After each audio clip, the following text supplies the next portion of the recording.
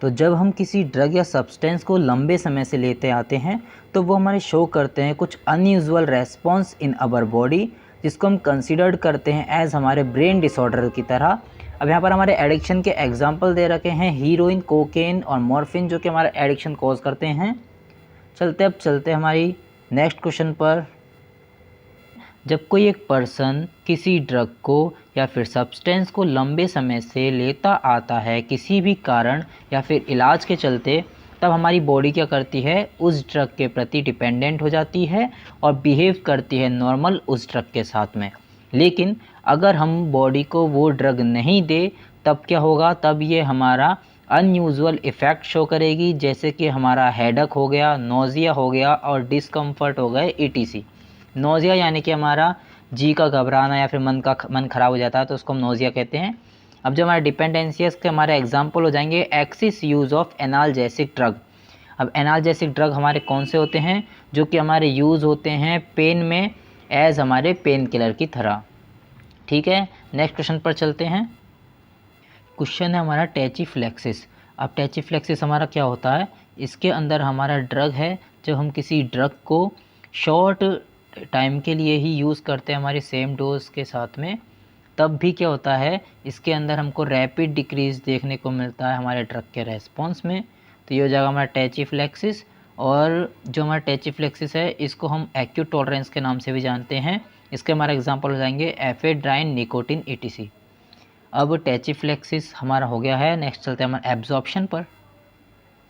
बता दूं, जो हमारे ये टैचिफ्लेक्सिस है, यहाँ पर हम देख रहे हैं कि हमारे शॉर्ट टाइम में ही जो हमारे ड्रग है उनकी जो हमारा रेस्पॉन्स है वो हमारा कम हो रहा है। जबकि हमने देखा था जो हमारा ड्रग टॉलरेंस था उसके अंदर क्या हो रहा था, जब हम किसी ड्रग को लंबे समय से लेते आ रहे थे तब जाके उसके इफ़ेक्ट में कम, हमारी इफ़ेक्टिवनेस कम होती हुई हमको दिख रही थी। तो ये ही दोनों में हमारा अंतर हो जाएगा। आगे हम चलते हैं हमारे एब्जॉर्प्शन पर। जो हमारी एब्जॉर्प्शन होती है ये हमारी डिफाइंड होती है as movement of drug molecules from हमारे साइट ऑफ एडमिनिस्ट्रेशन से सिस्टमेटिक सर्कुलेशन तक। तो एब्जॉर्प्शन के अंदर क्या होता है, हमारा जो हमारी एब्जॉर्प्शन होती है ये हमारी फर्स्ट और इम्पोर्टेंट स्टेप होती है फार्माकोकाइनेटिक्स का। डिसोल्यूशन के बाद में जो हमारा ड्रग है वो हमारा एब्जॉर्ब होता है इनटू ब्लड में फ्रॉम इंटेस्टाइन एंड हमारे स्टोमच थ्रू हमारे मेम्ब्रेन के थ्रू। तो आई होप आपको समझ में आया होगा। चलते हैं हमारे मेम्ब्रेन ट्रांसपोर्ट की तरफ। ट्रांसपोर्ट है ये हमारी एक बायोलॉजिकल मेम्ब्रेन होती है जो कि हमारी बनी हुई होती है फॉस्फोलिपिड और कोलेस्ट्रॉल से एंड हमारे अदर ग्रुप्स या जो कि हमारे बाइलेयर है उनसे। तो ये हमारी एक्ट करती है as a semi permeable membrane. जो हमारी ट्रांसपोर्ट में हमारी मेम्ब्रेन ट्रांसपोर्ट है वो हमारी एक्ट करती है as a semi permeable membrane. अब जो हमारे ड्रग है वो हमारे पहुंचेंगे हमारे सिस्टमेटिक सर्कुलेशन तक थ्रू हमारे semi permeable membrane, that is हमारी मेम्ब्रेन ट्रांसपोर्ट। ठीक है, तो अब हम चलते हैं हमारे डिस्ट्रीब्यूशन की तरफ। मूवमेंट होती है ड्रग का from systematic circulation to interstitial fluid या फिर एक्स्ट्रा सेलुलर फ्लूइड कह लो। तो ये जो हमारा इंटरस्टिशियल फ्लूइड है या फिर हमारा एक्स्ट्रा सेलुलर फ्लूइड है, ये हमारा फ्लूइड होता है जो कि हमारा पाया जाता है outside of cells in multicellular and हमारे various other parts of body. तो क्या होता है हमारा डिस्ट्रीब्यूशन, हमारा मूवमेंट ऑफ ड्रग होता है from systematic circulation to interstitial fluid and various other parts of body. यहाँ पर जो हमारा ड्रग है वो डिस्ट्रीब्यूट होगा non uniform throughout the body, और ये जो हमारी डिस्ट्रीब्यूशन है हमारी एक रिवर्सिबल प्रोसेस होती है। अब चलते हैं इसके नेक्स्ट क्वेश्चन पर। तो क्वेश्चन है हमारा मेटाबॉलिज्म। तो मेटाबॉलिज्म को हम बायो ट्रांसफॉर्मेशन भी कहते हैं। इसके अंदर हमारा कन्वर्जन होता है ड्रग का from one chemical form to another, और मोस्ट ऑफ द ड्रग हमारे लिपिड सॉल्युबल होती है यानी कि लाइपोफिलिक होती है। तो ये हमारे एक्सक्रीटेड आउट होंगे थ्रू मेटाबॉलिज्म। अब मेटाबॉलिज्म क्या करेगा, जो हमारी लाइपोफिलिक है उनको हमारी हाइड्रोफिलिक में कन्वर्ट करेगा और हमारी यूरिन के थ्रू एक्सक्रीट आउट कर देगा। लेकिन जो हमारी कुछ ड्रग्स है वो हमारी हाइड्रोफिलिक ही होती है, जैसे कि हमारे स्टेप्टोमाइसिन हो गया, न्यूस्टेगमाइन हो गया। तो ये हमारी लेस बायो ट्रांसफॉर्म्ड होंगी और एक्सक्रीटेड हो जाएंगी हमारी अनचेंज्ड, बिना चेंज हुए।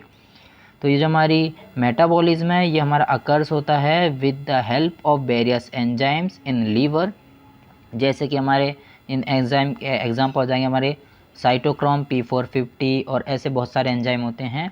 अब चलते हैं हमारे नेक्स्ट क्वेश्चन पर। क्वेश्चन है एलिमिनेशन। तो ये हमारी एलिमिनेशन क्या होती है, ये हमारी रिमूवल होती है सिस्टमेटिकली एब्जॉर्ब ड्रग का फ्रॉम हमारी बॉडी से। और ये हमारा लास्ट स्टेप होता है हमारा फार्माकोकाइनेटिक्स का। फार्माकोकाइनेटिक्स में हमने क्या देखा था, इसके अंदर हमने देखा था what does body do to the drug. ठीक है, ये हमने देखा था हमारा फार्माकोकाइनेटिक्स में। अब हम चलते हैं हमारे नेक्स्ट क्वेश्चन पर, एंजाइम इंडक्शन। तो वो फिनोमिना जिसके अंदर हमारे एंजाइम की ड्रग मेटाबोलाइजिंग एबिलिटी होती है इंक्रीज्ड बाय सेवरल ड्रग और केमिकल के द्वारा, उसको हम कहते हैं एंजाइम इंडक्शन।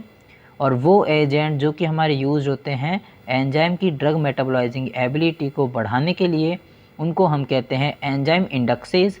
अब यहाँ पर जो हमारा एंजाइम इंडक्शन का एग्जांपल हो जाएगा वो हो जाएगा हमारा रिफैम्पिसिन और फिनाइटोइन ETC, ये सब हमारे एग्जांपल हो गए।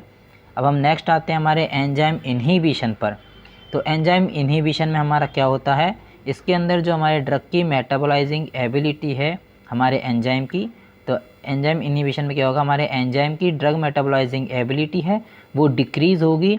तो जहाँ पर हमारे एंजाइम की ड्रग मेटाबोलाइजिंग एबिलिटी हो हमारी डिक्रीज़, उसको हम कहेंगे एंजाइम इन्हिबिशन। और जहाँ पर हमारे एंजाइम की ड्रग मेटाबोलाइजिंग एबिलिटी होगी हमारी इंक्रीज़, उसको हम कहेंगे एंजाइम इंडक्शन।